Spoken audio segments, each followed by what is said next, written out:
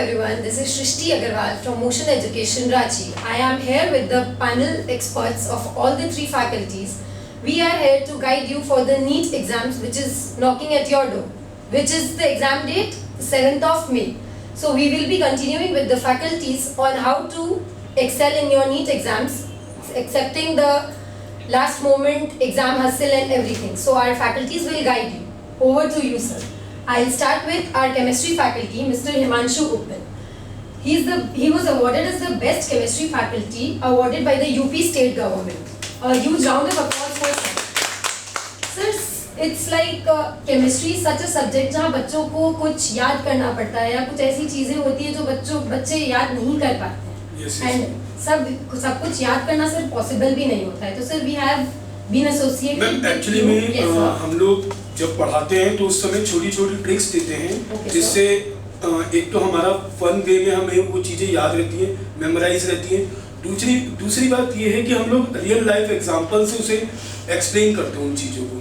तो उससे ये होता है कि बच्चों को उस समय बहुत दिक्कत नहीं आती.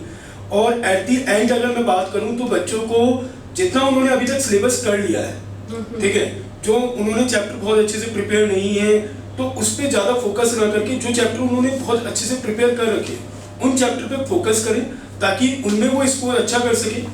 और बायोलॉजी इज मेन सब्जेक्ट क्योंकि वो 360 मार्क्स की आती है तो उस पर मेन फोकस रखें. उसके साथ साथ अगर केमिस्ट्री में ऑर्गेनिक जो है वो बहुत इंपॉर्टेंट रोल प्ले करती है हमारी नीट एग्जाम में, तो उसको बहुत अच्छे से प्रिपेयर करें बच्चे. और अगर बच्चों को फिर भी डिफिकल्टी आ रही है तो अब उन चैप्टर पे ज़्यादा फोकस करें जो लास्ट टाइम में जो उन्होंने पूरे साल बहुत अच्छे से प्रिपेयर कर रखे हैं और एंड टाइम में उन्हें फटाफट उनके प्रीवियस ईयर क्वेश्चंस और जल्दी उनकी सारी चीज़ें लगाते चले. और जितना ये है कि अगर बच्चा स्टार्टिंग से पढ़ता है तो उसमें वो अपने नोट्स प्रिपेयर करता है, सेल्फ मेकिंग नोट्स वो बहुत इंपॉर्टेंट रहता है. अपनी वर्कशीट करता है, अपने टेस्ट, बच्चों को टेस्ट देना बहुत कंपलसरी होता है क्योंकि टेस्ट से उसकी परफॉर्मेंस सामने आती है, उसे पता चलता है कि एग्जैक्टली वो क्या करना चाहता है. सर और कुछ टिप्स एंड ट्रिक्स या कुछ भी लाइक आपको कुछ भी लगता है या just all the best for the students, उनको कुछ भी मोटिवेशन. बस अब ये है कि जितना उन्होंने बच्चों ने कर रखा है क्योंकि सबका अलग अलग, किसी का फिजिकल स्ट्रॉन्ग होता है, किसी का ऑर्गेनिक स्ट्रॉन्ग होता है, किसी का इनऑर्गेनिक स्ट्रॉन्ग होता है.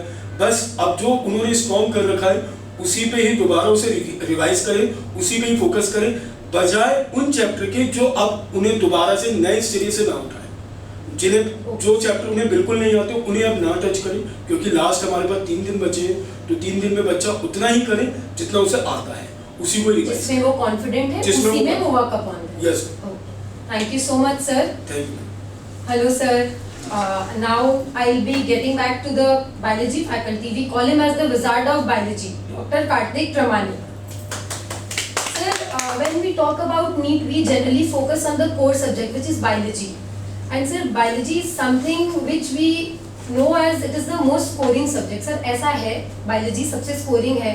तो सर किस तरीके से बच्चों को हम ये कॉन्फिडेंस दे सकते हैं कि वो किस तरीके से लास्ट 3 दिन की अपनी रिविजन करते हैं जिससे कि बच्चे कॉन्फिडेंट रहते हैं कि नहीं मुझे बायोलॉजी में तो मैं ताबड़तोड़ परफॉर्मेंस करने वाला हूँ.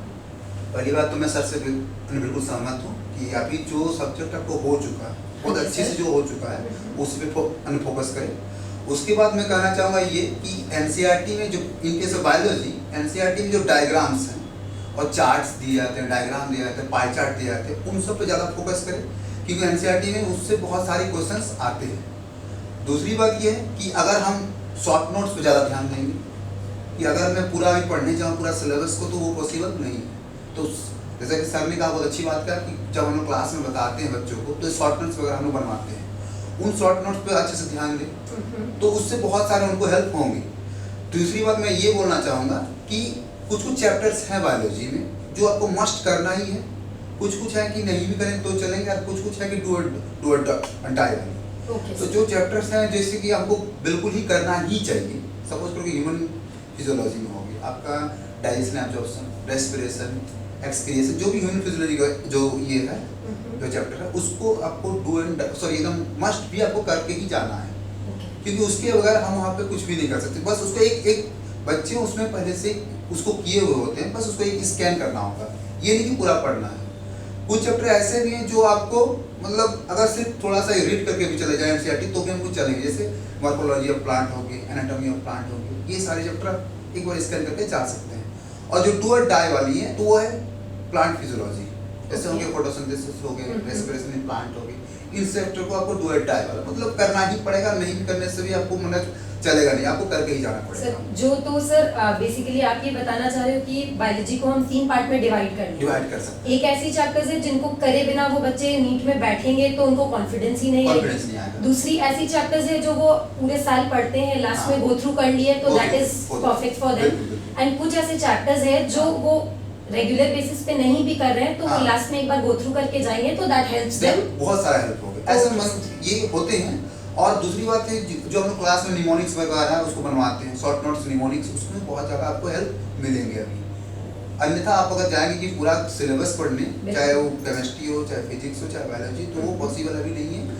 आपको एक शॉर्ट टर्म में स्मार्ट, जिसको बोलते हैं स्मार्ट वर्क, वो स्मार्ट वर्क करके जाना पड़ेगा, तो उसमें हम लोग बहुत ज़्यादा उसमें हेल्प मिलेंगे बच्चों को। और दूसरी बात है कि कॉन्फिडेंट रहना है, ये नहीं कि डरना है कि ये नहीं आएगा, वो नहीं आएगा, वो जो आएगा सो आएगा उस टाइम। अभी आपको जो किए हैं उसी में जो आपको जो अपने बेस्ट किए हैं अभी तक, उसमें ज़्यादा और आपको उसमें उसको और बूस्ट करना है, जैसा कि सर ने कहा। डर के आगे जीत है, डरना नहीं है और नीट को क्रैक करना है।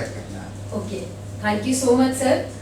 Our physics faculty mister Rajiv Kumar sir, generally general cases में हम देखते हैं कि डॉक्टर्स टू बी डॉक्टर्स का एक ये चीज़ होता है कि they find physics a bit challenging sir, but since we know कि sir physics is around us, हम चल रहे हैं, बैठ रहे हैं, उठ रहे हैं, मैं बात कर रही हूँ, everything is all about physics.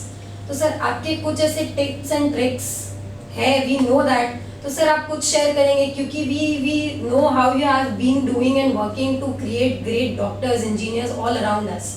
Sir please share a few tips and tricks जिससे कि बच्चे लास्ट की वो रिवीजन को एकदम टेंशन फ्री, हासिल फ्री करके नीट एग्जाम को कॉन्फिडेंटली टेक अप करें। Yes, sir. First of all हम बात कर रहे हैं अभी जो एस्पिरेंट है, नीट एस्पिरेंट, yes, उनके बारे में।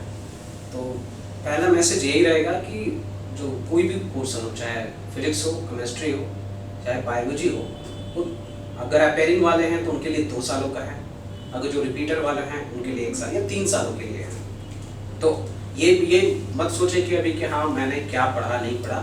सबसे पहला ये है कि अभी पॉजिटिव है, उनको किसी भी हिसाब से ये नहीं सोचना है कि मेरा ये नहीं हुआ, मेरा वो नहीं हुआ, हमेशा अभी पॉजिटिव है।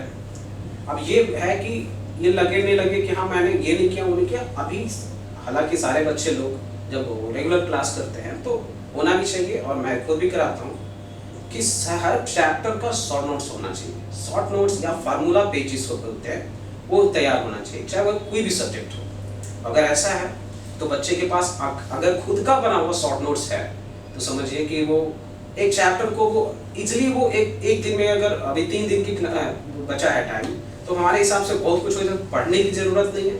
हाँ, फिजिक्स के लिए मैं ये बोलूँगा कि आपके पास अगर फार्मूला पेज है तो एक बार उसे जरूर देख लें, ठीक है। उससे क्या होता है कि जब जो चीज़ें बार बार अगर आती है, खुद के कैमरा क्रॉस आती है या खुद नज़र में आता रहता है, तो वो चीज़ें रहता है दिमाग में। बाकी फिजिक्स में आप अगर ऐसा सोचेंगे कि नहीं ये डरने वाली थी नहीं, पर कुछ बच्चे का होता है, मैथ के कारण बच्चे थोड़ा हटते हैं, बहुत सारे नीट के खासकर बच्चों के लिए होता है कि वो लोग दूर भागते हैं, पर कोई नहीं, कोई बिग चैलेंज नहीं है। उनके लिए लास्ट मैसेज यही है कि वो अच्छा से जो फार्मूला, खासकर जो फिजिक्स को अगर मैं 2 पार्ट में डिवाइड करता हूँ, जो कि फर्स्ट फिजिक्स और सेकंड फिजिक्स होता है, तो जनरली फर्स्ट फिजिक्स में जो मैकेनिक्स आता है उसमें लोग थोड़ा चैलेंज लेते हैं कि नहीं मैथ इन्वॉल्व हो रहा है, इंटीग्रेशन जा रहा है। पर अगर सेकंड फिजिक्स की बात है, जैसे इलेक्ट्रोस्टैटिक्स से लेकर मॉडर्न में, तो हर जगह आपको फार्मूला का, नीट के लिए बहुत टफ क्वेश्चन नहीं आता, फार्मूला पुटिंग क्वेश्चन नहीं आता, या उससे थोड़ा कुछ अगर लेते हैं 20% क्वेश्चन ही ऐसे आते हैं जो उससे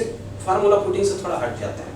मैक्सिमम क्वेश्चन पर बच्चों के लिए चैलेंज है कि पूरा का पूरा सब्जेक्ट का फार्मूला नहीं हो पाता। तो यही मैसेज है कि आप पूरा फार्मूला फिजिक्स का करके जाएं।